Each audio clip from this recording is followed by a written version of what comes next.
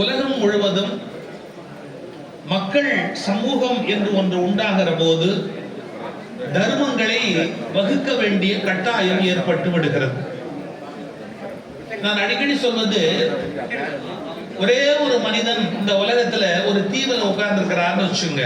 Sound வைக்காதீங்க, sound குறைச்சு வைங்க, குறைச்சு வைங்க. கொஞ்சம் இப்படி கற்பனை பண்ணுங்க, குறைச்சு சவுண்ட்.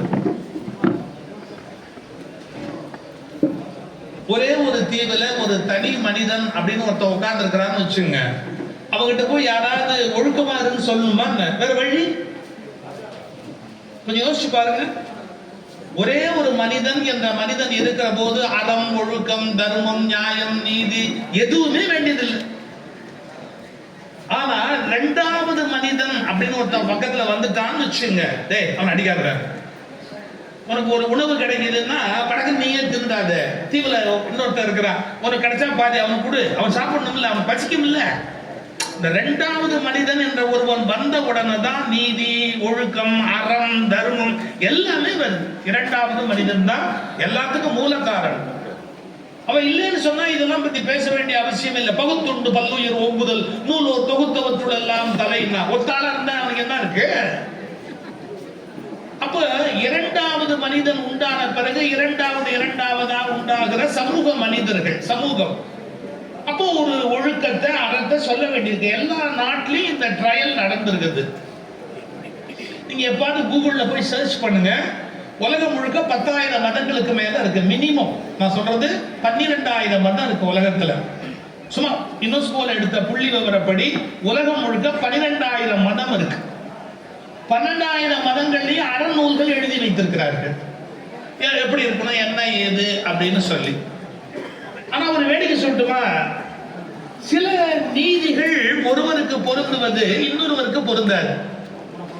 நான் இன்னைக்கு காலையில யூடியூப் பார்த்துக்கிட்டு இருந்தேன். எனக்கு இப்போ அதிகமா புத்தகத்தை எடுத்து படிக்க முடியல, அதனால நல்ல ஆழமான செய்திகள் ஆங்கிலத்தில் யூடியூப்ல இருக்கு, அதெல்லாம் படிக்க முடியாத போட்டுட்டு காதுல ஆடியோ கேட்பேன், அப்படியே கேட்டுக்கிட்டு இருப்பேன். ஒரு அருமையா ஒரு 15 நிமிஷம் பேசுறாரு. பன்றியும் உலக மதங்களும் அப்படின்னு பேசுறாரு. எப்படி? பன்றியும் உலக மதங்களும். உலகத்தோட 3 மேஜர் ரிலிஜனுடைய மேஜர் இஷ்யூ பன்றி. பன்னி சாப்பிடலாம்னு ஒரு கோஷ்டி, பன்னிய பார்க்கவே கூடாது அப்படின்னு ஒரு கோஷ்டி, பன்னி மகாபாவம் அப்படின்னு சொல்ற கோஷ்டி, பன்னி கடவுள் அப்படின்னு சொல்ற கோஷ்டி. நம்ம புரிஞ்சுக்கணும், உலகத்துல ஒரு எத்தனை விதமான மதங்கள் இருக்கு. கொஞ்சம் முக்கியமா உங்களுக்கு புரியும்படியா சொல்லணும்னா, இஸ்லாம், கிறிஸ்தவம், யூதம் 3க்குமே நடுவுல பன்றி ஒரு பெரிய ப்ராப்ளம். பன்றிகளால் மதங்களில் ப்ராப்ளம் வருகிறது. சில மதவாதிகள் அப்படி பன்றிகளை போலவும் நடந்து கொள்கிறார்கள். இது இன்னொரு வகையில் இருக்கிற பெரிய சிக்கல். ஆனா இதை சாப்பிடலாமா சாப்பிடக்கூடாதாங்கிறது ஒரு பெரிய இஷ்யூ. கல்யாணம் பண்ணிக்கலாமா பண்ணக்கூடாதா அப்படிங்கிறது ஒரு பெரிய இஷ்யூ. யூதர்களுடைய மத குருமார்கள் கல்யாணம் பண்ணிக்குவாங்க, பண்ண மாட்டாங்க. ஆனா கிறிஸ்துவத்துல சிலர் திருமணம் பண்ணிக்கொள்வார்கள், சிலர் திருமணம் பண்ணிக்க மாட்டாங்க. அதனால இதெல்லாம் ரொம்ப பெருசா எடுத்து வச்சுக்கிட்டு மதத்துல இது சொல்லப்பட்டிருக்கு, மதத்துல அதை சொல்லப்பட்டிருக்கு அப்படிங்கிற கவலை இருக்கு பாருங்க, ரொம்ப மனித குலத்தை இன்னைக்கு பகையாளியா ஆக்கிடுச்சு. அதுல எல்லாரும் ஏத்துக்கிற மாதிரி இல்ல, எல்லாரும் புரிஞ்சுக்கிற மாதிரி, எல்லாரும் ஒத்துக்கிற மாதிரி ஒரு மனிதன் அறம் சொல்ல முயற்சி செய்தான் அப்படின்னா அது திருவள்ளுவர். ஏன் தர்மம் அப்படிங்கிற சொல்லுக்கு, ஏன்னா நீங்க அறத்தை பெரிதும் வலியுறுத்துகிற வாய்ப்பு ராமாயணத்துக்கா அதுக்கா அப்படிங்கிற கேள்வி இருக்கு. கம்பன், பில்லிபுத்தர் ஆழ்வார்,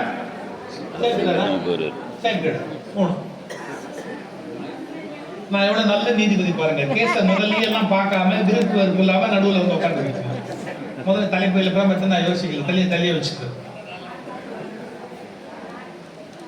அறம்னா என்ன சொல்? தர்மம்ங்கிற வடமொழி சொல் இருக்கு இல்லையா, அதுக்கு என்ன அடிப்படை அர்த்தம் தெரியுங்களா? பிற ஒன்றின் ஆதரவில் தான் நிற்காமல் தன் ஆதரவிலேயே தான் நிற்பது தான் தர்மத்தின் டெஃபினிஷன். நீங்க எல்லா மடையனும் தர்மத்தை பத்தி பேசும்போது அதில் எங்கள் மறைநூலில் அதில் சொல்லப்பட்டிருக்கிறது, இதில் சொல்லப்பட்டிருக்கிறது.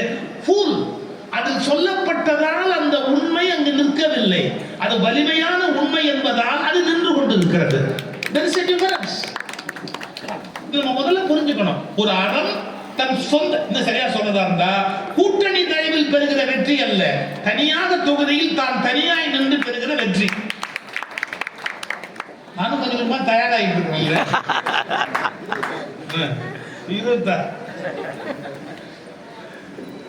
எதுக்கு சொல்ல வர, இன்னொருவர் பலத்தில் பெறுகிற வெற்றி ஒரு வெற்றி ஆகாது. சொந்த பலத்துல வெற்றி பெறுவது என்பது மிகப்பெரிய வெற்றி. அதுல தர்மம் எப்படி நிற்கிறது அப்படின்னா, அது இன்னொன்னோட மேற்கோளை காமிச்சு அந்த நூலில் சொல்லப்பட்டது, இந்த நூலில் சொல்லப்பட்டது, இவரால் பின்பற்றப்பட்டது, புத்தரால் பின்பற்றப்பட்டது, இதெல்லாம் கிடையாது. அந்த கருத்தை சொன்ன உடனே யாருமே நோ அப்படின்னு சொல்ல முடியாது, சொல்ல முடியாது. அதான் உண்மையான தர்மத்துக்குரிய இலக்கணம். நல்லது. திருடக்கூடாது அப்படிங்கிறோம், பொய் சொல்லக்கூடாது அப்படிங்கிறோம். இதெல்லாம் ஏதாவது ஒரு வேற செக்ஷன் ஆனதுல 148வது செக்ஷனால 153வது செக்ஷனால காப்பாற்ற முடியுமா? சொல்லக்கூடாதுன்னா சொல்லக்கூடாதுதான், முடிஞ்சு போச்சு. மற்றதெல்லாம் கொஞ்சம் முன்ன நம்ம அது 2வது கல்யாணம் பண்ணிக்கூடாது, பண்ணிக்கலாம், புள்ள பெற்றுக்கலாம், பெற்றுக்கூடாது, சன்னியாசி ஆகிட்டு புள்ள பெற்றுக்கலாம், பெற்றுக்கூடாது, சன்னியாசத்துக்கு முன்னாடி பெற்றுக்கிட்டு அப்புறம் வேணா நீ சன்னியாசி ஆகிடலாம், அதெல்லாம் ஒரு பெரிய விஷயமே இல்லை. அதெல்லாம் யாரும் கேட்க போறதே கிடையாது. ஆனா சில தர்மங்கள் இந்த உலகத்துல கொஸ்டினே பண்ண முடியாது, அதான் உண்மையான தர்மம். அதனாலதான் திருவள்ளுவர் என்ன சொல்றாரு, அன்கொஸ்டினபிள், அதான் தர்மத்துக்கு அறத்துக்கான இலக்கணம் அப்படின்னு சொல்லும் போது சொல்றாரு, மனத்துக்கண் மாசு இலனாலும் அனைத்து அறம் அப்படின்ற. மனசாட்சி சொல்லும்டா, நல்லது எது கெட்டது எதுன்னு சொல்லும்டா. அதுக்காக ஒரே அதோட நிறுத்திட்டான்னு சொல்ல முடியாது. அறத்தை பத்தி எல்லா இடத்திலும் சொல்லுவார். அறத்தின் ஆக்கமும் இல்லை, அதனை